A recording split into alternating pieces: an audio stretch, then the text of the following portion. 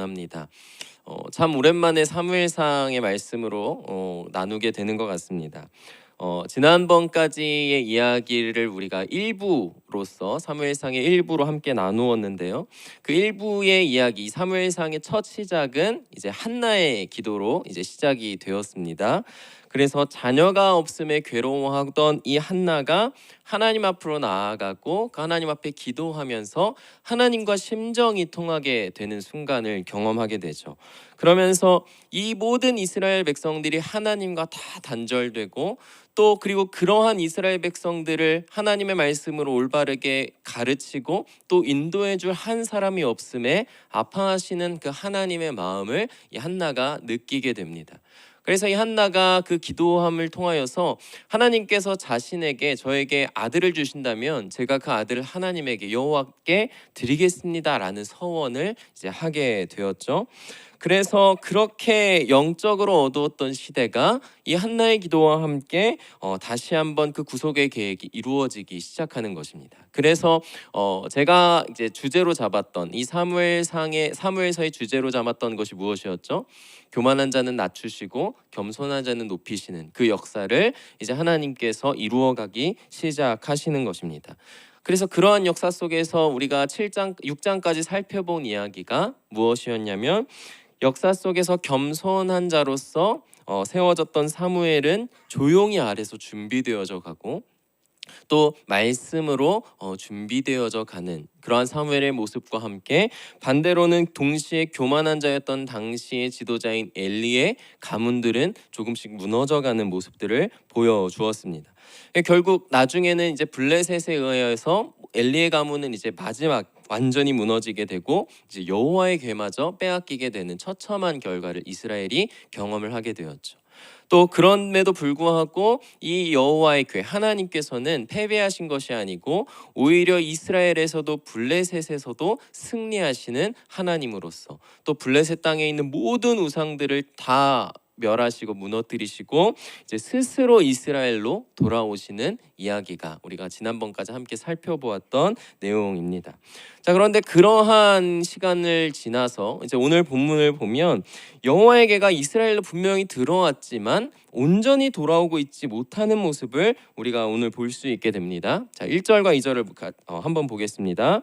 기럇 여아림 사람들이 와서 여호와의 궤를 옮겨 산에 사는 아비나답의 집에 들여놓고 그의 아들 엘리야사를 거룩하게 구별하여 여호와의 궤를 지키게 하였더니 궤가 기럇 여아림에 들어간 날부터 20년 동안 오래 있은지라 이스라엘 온 족속이 여호와를 사모하니라.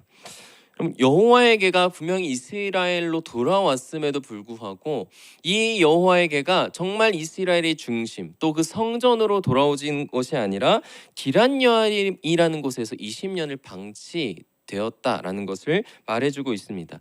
여기서 이 기럇 여아림은 이제 그 당시 가나안 땅에서 이스라엘이 점령하고 있던 부분 중에 경계선에 위치하는 지역이었어요. 근데 그런 곳에서 지금 여호와의 궤가 20년간 방치가 되고 있었다라는 것을 이야기를 해주는 것입니다. 자, 그래서 오늘 2절 마지막 부분을 보면 이런 얘기를 해요. 이스라엘 온 족속이 여호와를 사모하니라. 근데 우리가 이 말을 보면 막 이제 하나님에게가 돌아와서 우리가 여호와를 정말 사랑하고 하나님 너무 좋아 이렇게 우리가 해석할 수도 있는데 사실 이 사모하다라고 하는 말을 직역하면 애통하다라고 이야기를 해야 합니다. 애통하다.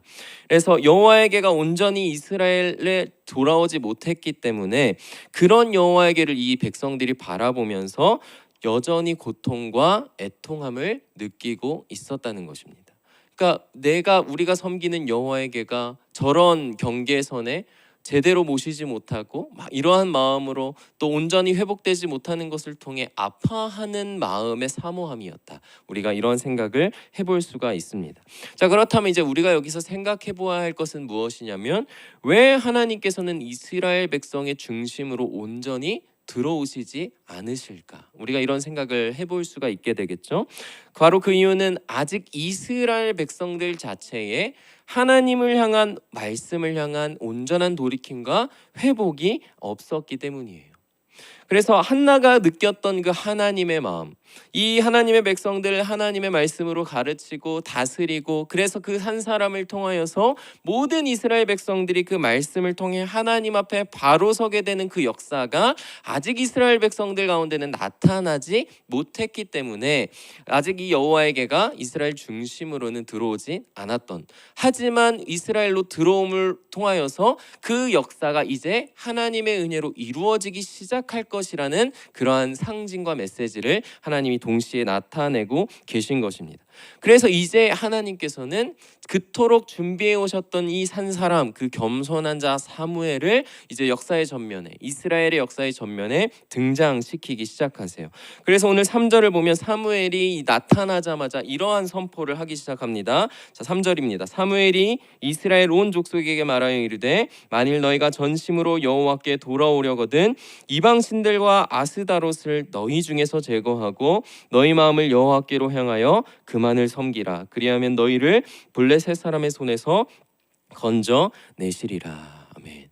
여러분, 예수님도 이 땅 가운데 오실 때 그 세례 요한이 먼저 무슨 선포를 하죠? 이 세상에 회개하라, 천국이 가까이 왔느니라. 그러니까 항상 이 회개가 먼저 촉구되는, 회복을 위하여서 회개를 촉구하는 역사가 항상 먼저 구원을 앞에 준비하기 시작하는 단계에 항상 선포가 되는 것을 우리가 볼 수가 있습니다. 그래서 사무엘도 오늘 그러한 선포를 이스라엘 백성들 앞에 이제 선포를 하게 되는데, 결국 이들에게 있어서 구원을 이루기 위한 첫 단추는 바로 회개라는 것을 우리가 생각을 할 수 있게 되는 것입니다. 그리고 결국 그 회개라는 것은 다른 무언가가 아니라 결국 하나님과의 관계를 바르게 회복하는 것이라는 것을 우리가 생각을 하게 됩니다. 그래서 끊어졌던 하나님과 백성의 관계가 이제 사무엘을 통하여서 비로소 이제 다시 회복되고 연결되어 가기 시작했다는 것이죠. 그리고 이러한 회개의 촉구를 통하여서 이제 이스라엘 백성들은 그토록 어두웠던 영적인 시대를 지나 다시 깨어나는 밝은 빛으로 돌아가는 그 역사가 이루어지게 됩니다. 오늘 4절을 함께 읽겠습니다. 시작. 이스라엘 자손들이 바알들과 아스다롯을 제거하고 여호와만 섬기니라. 아멘. 지금까지 제거하지 못하고 여호와만 섬기지 못했던 그 모든 암울하고 어두웠던 역사가 하나님의 마음을 품은 이 사무엘의 한마디의 선포로, 그 마음 깊이 우러난 선포를 통해 완전히 변화되고 있는 그런 이스라엘 백성들의 모습을 보여주고 있는 것이죠. 그래서 결국 이러한 선포는 오늘을 살아가는 우리들에게도 굉장히 중요한 신앙적인 메시지를 가져다 줍니다. 바로 우리가 하나님과 살아갈 때 하나님과의 온전한 관계를 망가뜨리는 것은 결국 우리가 하나님을 의지하게 되는 우상들이라는 사실입니다. 그래서 우리의 삶에도 오늘날 여전히 우리는 연약하니까 여전히 하나님에 의지하려고 하는 바알과 아스다롯을 계속 만들어내고 그것을 의지하게 됩니다. 그러나 그 우상들을 하나님과 겸하여서 섬기는 것이 아닌 그 우상들을 다 우리의 마음 가운데서 제거하고 오직 하나님만을 바라보고 그 관계를 회복하는 것이 바로 진정한 회개이다. 그리고 그것이 모든 구원의 시작이라는 것을 우리가 말씀을 통해 깨닫게 됩니다. 날마다 오직 하나님만을 더욱 사랑하시고 또 더욱 사랑해가는, 또 의지해가는 거룩하고 아름다운 우리 모든 성도님들의 삶이 다 되시기를 주님의 이름으로 소망하고 축복합니다. 아멘. 자, 이제 이어서 사무엘이 온 이스라엘 백성들을 미스바라는 곳으로 이제 모이게 해요. 그리고 그 미스바에서 금식 집회를 열어요. 이 사무엘이. 자, 5절에서 6절인데요. 사무엘이 이르되 온 이스라엘을 미스바로 모이라. 내가 너희를 위하여 여호와께 기도하리라 하매 그들이 미스바에 모여 물을 길어 여호와 앞에 붓고 그날 종일 금식하고 거기에서 이르되 우리가 여호와께 범죄하였나이다 하니라. 사무엘이 미스바에서 이스라엘 자손을 다스리니라. 아멘. 이 말씀을 보면 백성들이 이제 물을 길어서 여호와 앞에 붓는 행위를 하고 있다는 것을 얘기해줘요. 이 행위는 어떤 의미를 가지고 있냐면, 하나님, 제가 이제 하나님만 신뢰하고 그래서 내 마음을 오직 하나님 앞에 물처럼 쏟아내겠습니다 라고 하는 의지와 결단을 보여주는 거예요. 그래서 이 실제로 여기서 사용되는 붓다 라고 하는 이 단어가요, 한나의 기도 가운데, 한나의 이야기 속에서 한나가 이제 하나님과 심정이 통하는 사건이 나오잖아요. 거기서 통하다라는 단어와 똑같은 단어예요. 그러니까 한나가 하나님 앞에 자기의 모든 마음을 쏟아내고 그 심정이 통한 것처럼 지금 이스라엘 백성들이 그러한 한나의 결단과 같이 오직 하나님 앞에 내 마음을 쏟겠다라고 하는 같은 역사가 지금 일어나고 있다는 것입니다. 그래서 이러한 모습은 결국 한나와 같이 이 이스라엘 백성들이 여호와 하나님과의 관계가 일방통행이 아니라 이 백성들도 하나님을 향하여서 주어지는 쌍방통행의 관계가 되어져 가고 있다, 우리가 보게 되는 것이죠. 그리고 그러한 이 백성들의 모습을 통해 이제 이스라엘 백성들은 어떠한 기대를 하게 되냐면, 이제 여호와의 궤가, 하나님의 말씀이, 하나님의 은혜가 우리의 중심으로, 이스라엘의 중심으로 온전히 들어오게 될 것이라고 하는 기대를 이제 가지게 만들어 줍니다. 그 모든 일을 위해서 계속 이 사무엘은 이 백성들을 다스리고 가르치는 일을 계속해서 해나가게 되는 것이죠. 자, 그런데 그러던 중에 오늘 문제가 발생해요. 우리 7절을 함께 읽겠습니다. 시작.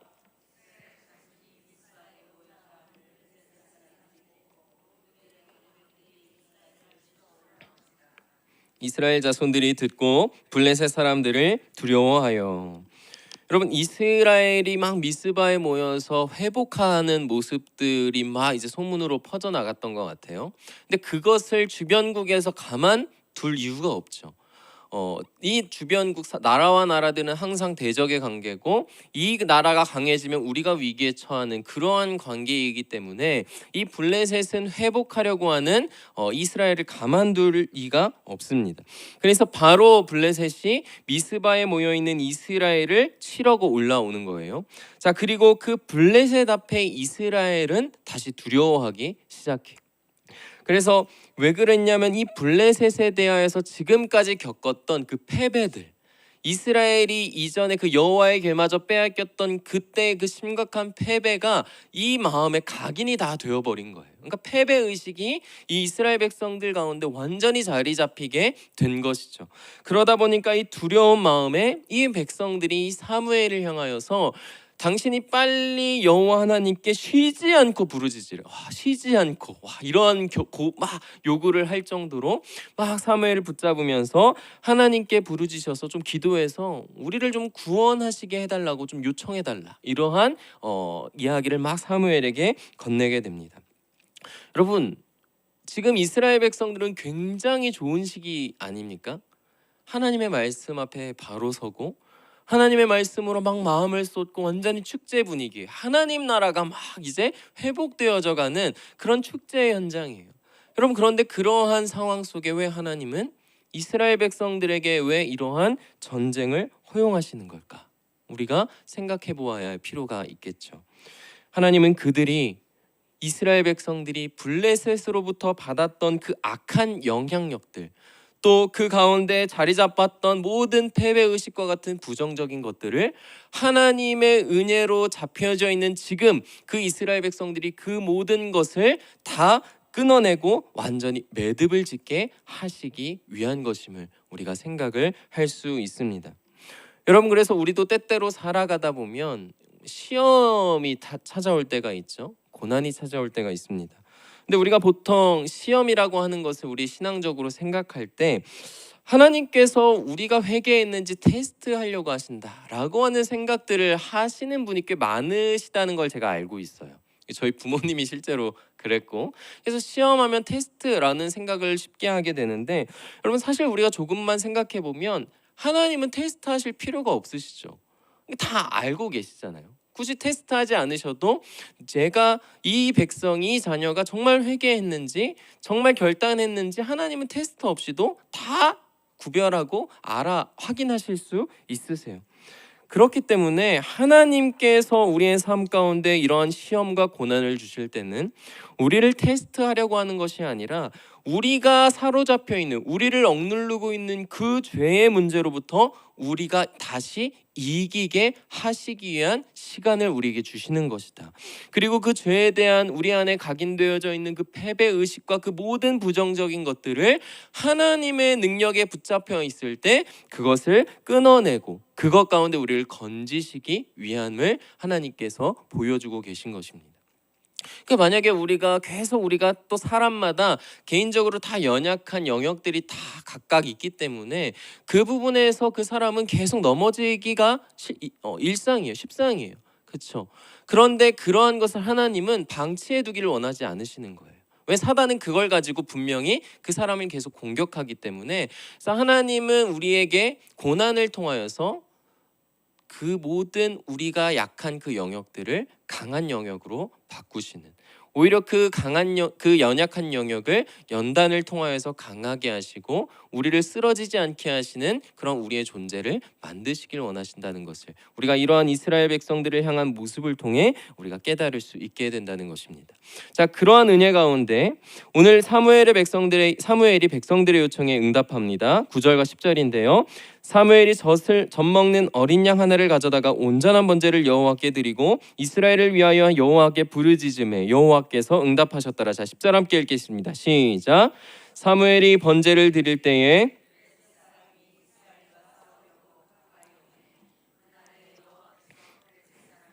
큰 우레를 발하여 그들을 어지럽게 하시니 그들이 이스라엘 앞에 패한지라. 아멘. 여러분, 여호와께서 우레를 발하여서 오늘 블레셋을 격파하십니다. 여러분들, 한나의 기도에도 이러한 내용이 똑같이 들어있었어요. 우리 2장 10절을 한번 볼까요? 자, 이런 고백을 합니다. 여호와를 대적하는 자는 산산이 깨어질 것이라 하늘에서 우레로 그들을 치시리로다. 이미 하나님께서 한나의 기도를 통하여서 그리고 그 기도의 역사를 이루어가고 계심을 우리가 볼 수 있게 되는 것이죠. 그래서 오늘 이스라엘 백성 가운데에서는 교만한 자를 하늘의 우레로 치시는 그 하나님께서 이전의 승리로 한껏 교만해진 이 블레셋을 다 물리치고 치고 계신을 우리가 볼 수가 있는 것입니다. 사랑하는 성도님들, 이처럼 하나님께서는 우리가 죄로부터 계속 억눌려 살아가길 원하지 않으십니다. 여러분, 죄는 우리를 계속해서 하나님을 의지하지 않게 만드는 교만한 자로 만들고 또 그렇게 우리를 하나님으로부터 계속 멀어지게 만들면서 결국에는 우리를 고립시킵니다. 그리고 그러한 상황 가운데 우리에게 있어서의 그 참된 평안과 우리의 자유를 다 빼앗아 갑니다. 죄가 그러한 우리에게 영향력과 행사를 하는 것이죠. 하나님은 그런 우리가 죄로부터 자유케 되기를 원하십니다. 그래서 오늘 이스라엘 백성을 위해 하나님께서 오늘 사무엘을 세우시고 그들을 통해서 선포하게 하시는 것처럼 하나님께서 오늘 우리를 위하여서 예수 그리스도를 세우셨습니다. 그리고 이 사무엘은 그래도 사람이고 그래도 연약하고 유연한 자이기 때문에 그 이스라엘 백성들, 사무엘이 가는 곳에서만 백성들을 가르치고 이 사무엘에게 허용된 삶의 시간 동안만 그 백성들에게 말씀을 선포하고 그들을 인도할 수 있었다면 예수 그리스도는 영원하신 분이시기에 오늘날도 하늘에 하나님의 보좌 우편에서 앉으셔서 우리를 다스리시며 우리를 인도하시고 우리를 보호하며 우리를 강하게 하고 계심을 우리가 믿고 의지할 수 있게 됩니다. 여러분, 그래서 오늘 이스라엘을 향한 구원에는 오늘 9절의 말씀에 보면 한 어린 양의 죽음이 있었죠. 사무엘이 하나님의 기도할 때 한 어린 양을 제물로 바치죠. 번제로 드리죠. 그렇단 마찬가지로 오늘 우리를 향한 구원에는 예수 그리스도의 죽음이 있었다는 것입니다. 그 희생을 통하여서 하나님께서는 우리의 죄의 문제를 해결하시는 거예요. 오늘 하나님께서 하늘의 우레로 그 블레셋을 물리치신 것처럼 하나님께서는 그 예수 그리스도의 은혜 가운데 그 복음의 능력 가운데 그 하늘의 우레로 오늘날 우리를 사로잡고 있는 죄의 문제를 치신다는 것입니다. 아멘이십니까? 그 능력이 오늘날 우리를 계속해서 사로잡고 있습니다. 그 능력이 우리를 감싸고 있습니다. 그래서 아직 우리 안에 남아있는 죄의 습성들과 그에 대한 부정적인 영향들을 우리는 계속해서 예수 그리스도의 그 이름과 복음의 능력을 가지고 이기며 나아가도록 오늘날 우리는 하나님의 다스리심 가운데 놓여져 있습니다. 그럼 그것이 우리의 삶 가운데 지금도 이루어지고 있는 성화라고 하는 구원이에요. 그래서 오늘 우리가 오늘도 우리가 하나님의 말씀을 붙잡고 그 하나님의 말씀 앞에서 기도할 때 그 예수 그리스도를 통한 복음의 능력이 또 그 성화의 역사가 오늘 우리의 삶 가운데 동일하게 주어질 줄 믿습니다. 오늘 마지막으로 사무엘은 돌을 하나 취해서 여호와의 승리를 기억합니다. 자, 12절입니다. 사무엘이 돌을 취하여 미스바와 센 사이에 세워 이르되 여호와께서 여기까지 우리를 도우셨다 하고 그 이름을 에베네셀이라 하니라. 아멘. 여러분, 여기서 여기까지 우리를 도우셨다라고 이야기를 해요. 여기서 이 여기까지는 이 말을 문자적으로 우리가 해석한다면 하나님이 에베네셀까지 도우셨다라고 우리가 해석을 할 수가 있어요. 여러분, 이 에베네셀이 어떤 곳이었죠? 이스라엘 백성들에게 이 에베네셀은 이전에는 패배했던 에베네셀이에요. 패배의 에베네셀입니다. 그러나 이제 오늘 이 에베네셀은 하나님의 도우심을 통하여서 회복된 승리의 에베네셀이 되었습니다. 따라서 여기까지라는 말은 결국 완벽한 역전에 이르기까지 하나님께서 우리를 도우셨다라고 하는 고백이 되는 것입니다. 여러분, 그 결과가 무엇일까요? 오늘 13절과 14절을 함께 읽겠습니다. 시작. 이에 블레셋 사람들이 굴복하여 다시는 이스라엘 지역 안에 들어오지 못하였으며 여호와의 손이 사무엘이 사는 날 동안에 블레셋 사람을 막으심에 블레셋 사람들이 이스라엘에게서 빼앗았던 성읍이 에그론부터 가드까지 이스라엘에게 회복되니 이스라엘이 그 사방 지역을 블레셋 사람들의 손에서 도로 찾았고 또 이스라엘과 아모리 사람 사이에 평화가 있었더라. 아멘. 하나님의 은혜로 이스라엘은 이제 완전한 평화를 누리게 되었습니다. 또 그뿐만이 아니라 빼앗겼던 영토들을 회복하는 놀라운 은혜를 경험하게 되었습니다. 사랑하는 성도님들, 오늘 우리에게도 동일한 은혜가 있습니다. 하나님과 관계를 회복하고 하나님의 은혜로 블레셋을 이겼더니 그 블레셋이 더 이상 이스라엘을 넘보지 못하고 들어오지 못하는 그러한 은혜가 주어집니다. 그리고 마찬가지로 예수 그리스도의 복음으로 우리가 죄의 문제를 이겨내면 그 문제는 더 이상 우리를 사로잡지 못하게 됨을 우리는 이 이스라엘 모습의 평화와 은혜를 통하여서 동일한 은혜를 기억하게 됩니다. 그리고 이스라엘 영토가 확장되는 것과 같이 우리가 죄의 문제를 예수 그리스도의 복음으로 이겨냈을 때 우리의 삶의 하나님의 나라가 확장되어지고 또 그 하나님의 나라에서 우리는 하나님이 주시는 평화와 복을 누리게 됨을 오늘 우리는 말씀을 통해서 깨닫게 됩니다. 우리에 있어서 우리 집사님, 권사님, 또 장로님들에게 있어서 놓여져 있는 그 패배의 에베네셀이 있다면 그 모든 자리가 예수 그리스도의 능력으로 회복의 에베네셀, 승리의 에베네셀, 하나님이 여기까지 나를 도우셨다 고백하는 그러한 은혜가 있기를 간절히 소망하며 축복합니다. 오늘 그 믿음을 붙잡고 승리하며 살아가시는 하나님의 복된 자녀를 다 되도록 그러한 복된 삶 다 되시기를 주님의 이름으로 간절히 소망하고 축복합니다. 기도하겠습니다.